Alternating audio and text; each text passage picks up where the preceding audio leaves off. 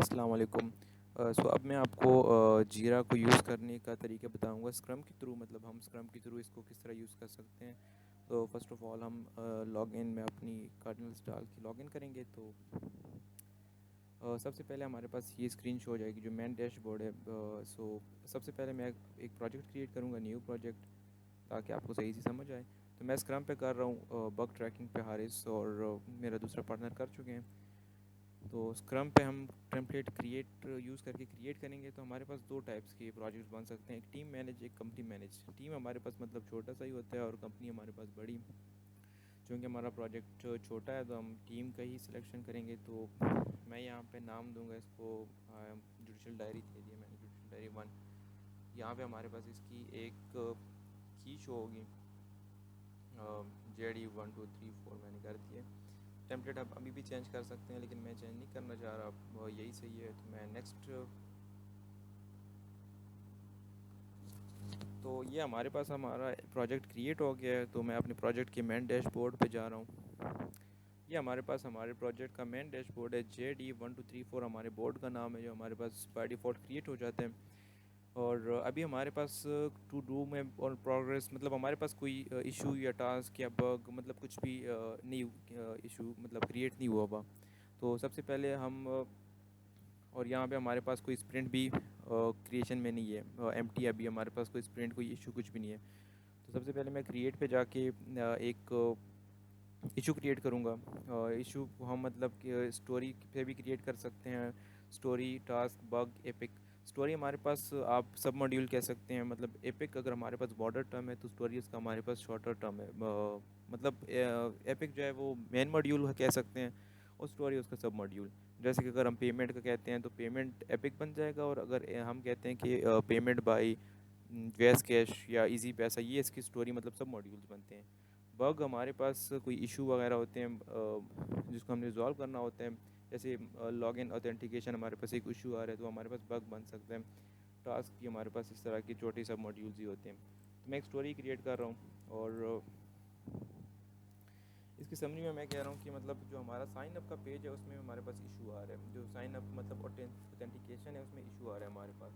तो डिस्क्रिप्शन इसकी मैं ऐड करना चाह रहा हूँ। तो मैं कहता हूँ कि एरर आ जाता है टाइम आउट का। तो जो हमारे पास स्टेप्स होने चाहिए वो ये हैं कि मतलब लॉगिन पेज पे जाएं। उसके बाद लॉगिन पेज से वो अपने डिटेल्स इंटर करें और फिर वो लॉगिन मेन डैशबोर्ड जो है उसको शो हो जाए। लेकिन जो एक्चुअल रिज़ल्ट है वो मेन डैशबोर्ड ही शो होना चाहिए। लेकिन यहाँ पे जो हमारे पास शो हो रहा है वो हमारे पास टाइम आउट का एरर ही आ रहा है।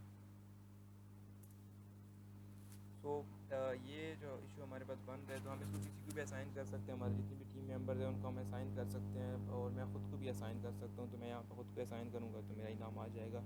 लेबल्स हम आइडेंटिफिकेशन के लिए यूज़ करते हैं। यहाँ पे हमारे पास बना हुआ नहीं है स्प्रिंट, अभी तक कोई नहीं बना हुआ। ये जो स्प्रिंट शो हो रहे हैं ये मेरी बाकी प्रोजेक्ट्स के शो हो रहे हैं, और रिपोर्टर भी मैं ही हूँ, मैंने ही ऐड किया हुआ है। अटैचमेंट हम ऐड कर सकते हैं, कोई भी चीज़ मतलब फाइल ऐड कर सकते हैं। तो मैं यहाँ पे सिंपली एक स्क्रीनशॉट ही ऐड कर रहा हूँ, सिंपल।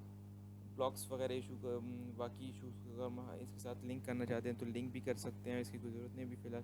तो मैंने एक इशू क्रिएट कर दिया। यहाँ पर हमारे पास एक इशू शो हो रहा है, लेकिन हमारे पास प्रिंट नहीं बना हुआ अभी भी कोई भी। तो इस वजह से हमारे पास जो इशू है वो यहाँ पे शो नहीं हो रहा। मैं यहाँ पे एक और इशू क्रिएट करना चाहता हूँ, स्टोरी है, और मैं यहाँ पे लिखना चाहता हूँ कि जो लॉगिन पेज है उसमें भी हमारे पास इशू आ रहा है। तो लॉगिन पेज के इशू के इस नाम से भी मैंने एक इशू क्रिएट कर दिया है। इसको हम मॉडिफाई कर सकते हैं, अभी के लिए सही है। उसकी डिटेल अगर हम देखना चाहते हैं तो यहाँ से डिटेल्स वगैरह ऐड कर सकते हैं। तो मैं यहाँ पे बोर्ड पे जाके अब हम वो क्रिएट करते हैं, स्प्रिंट क्रिएट करते हैं। तो स्प्रिंट क्रिएट करने के लिए हमें बैकलॉग पे जाके बैकलॉग पे क्रिएट स्प्रिंट क्लिक करेंगे तो हमारे पास एक स्प्रिंट क्रिएट हो जाएगा। JD1234 स्प्रिंट 1 के नाम से हमारे पास यहाँ पे एक स्प्रिंट क्रिएट हो गया। तो अब मैं अगर अपने बैकलॉग को देखूँ तो हमारे पास दो इशू पड़े हैं, लेकिन ये भी स्प्रिंट का पार्ट नहीं है। इस वजह से हमारे पास यहाँ पे अभी शो भी नहीं हो रहे, क्योंकि उसका पार्ट नहीं है। अब अगर मैंने इसको पार्ट बनाना है तो मैं इसको सिंपली ड्रैग एंड ड्रॉप करके, ये पहला इशू इसका पार्ट बन गया, ये दूसरा इशू भी इसका पार्ट बन गया। अब ये यहाँ पे इस स्प्रिंट के पार्ट तो बन गए, लेकिन स्प्रिंट स्टार्ट नहीं हुआ हुआ, स्टार्ट नहीं है। तो इस वजह से हमारे पास जो बोर्ड है वहाँ पे मेरे पास अभी तक कोई भी इशू शो नहीं हो रहा। तो जैसे ही मैं स्प्रिंट को स्टार्ट करूँगा, ये मेरे पास स्प्रिंट अभी स्टार्ट हो जाएगी। उसकी मैं ड्यूरेशन भी रख सकता हूँ, कितनी ड्यूरेशन के लिए मैंने एक स्प्रिंट करनी है। मैं यहाँ पे सिंपली 1 वीक का कस्टमाइज़ भी मैं कर सकता हूँ। मैं सिंपली 1 वीक का कर देता हूँ। और मेरे पास स्प्रिंट गोल मतलब मेरे पास आउटकम क्या आएंगे स्प्रिंट को हो जाने के बाद, मैं लिखता हूँ कि मेरे साइन अप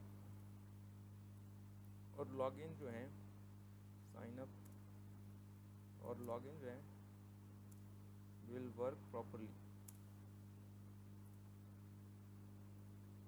मतलब ये स्प्रिंट जब हो जाए तो मेरे पास ये दो चीज़ें होनी चाहिए, तभी मेरा स्प्रिंट सही है, वरना मेरे कोई फ़ायदा नहीं होगा।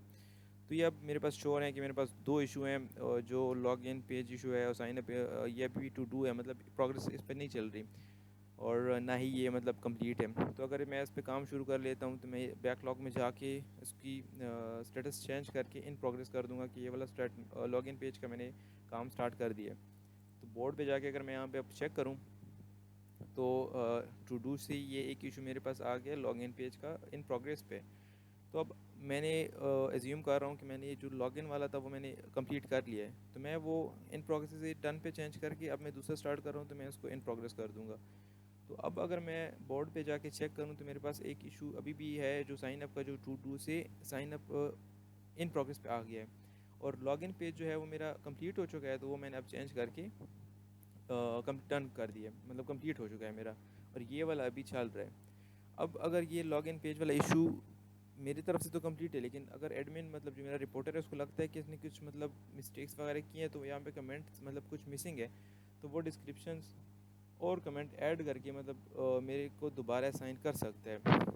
इन प्रोग्रेस से मतलब डन से वो दोबारा कर दे इन प्रोग्रेस पे कि अभी इसमें काम रहता है, तो वो मेरे पास दोबारा इन प्रोग्रेस में आ जाएगा कि इस पर दोबारा थोड़ा सा काम करो। अब मैं काम करने के बाद इसको कहता हूँ कि मेरा काम कंप्लीट हो चुका है, तो मैं इसको फिर से टू से डन पे कर देता हूँ। तो मेरे जो एडमिन होगा उसके पास भी ये डन पे शो हो रहा होगा। ये वाला भी अगर मैं कहता हूँ कि मेरे पास इन प्रोग्रेस से डन हो चुका है, तो वो भी मेरे जो रिपोर्टर है उसके पास मतलब शो हो चुका होगा। तो मेरे पास जो मेरा डैशबोर्ड है, अगर मैं वो व्यू ऑल डैशबोर्ड कर दूँ तो इस डैशबोर्ड को मैं कस्टमाइज़ भी कर सकता हूँ अपनी मर्ज़ी से। मैं अपनी चीज़ें चेक करना चाहता हूँ, चेक भी कर सकता हूँ। तो यहाँ पे जो मेरे पास असाइन हुई भी थे, दो टास्क थे जो मैंने कर लिए, साइन अप इशू पेज, और इसके अलावा जो मेरे कंपनी का नाम है और उसकी मैं जितनी भी काम हो रहा है उसकी एक्टिविटीज़ वगैरह यहाँ पे शो होंगी। मेरे पास जितने मेरे प्रोजेक्ट्स हैं वो भी मेरे पास शो हो रहे हैं, जो ऑलरेडी बने हुए हैं, जो अभी बनाए हैं मैंने। इसके अलावा अगर मैं देखूँ तो यहाँ से मेरे पास सारे प्रोजेक्ट्स और न्यू प्रोजेक्ट मैं बना सकता हूँ। फ़िल्टर से मैं सर्च कर सकता हूँ, अपने एडमिन्स वगैरह मतलब किसी भी थ्रू से मैं सर्च कर सकता हूँ। मेरे पास अभी कोई फ़िल्टर मेरे पास बनाया हुआ नहीं है, क्रिएट नहीं किया हुआ, तो इस वजह से मेरे पास अभी यहाँ पे फ़िल्टर्स का एम्प्टी शो हो रहा है।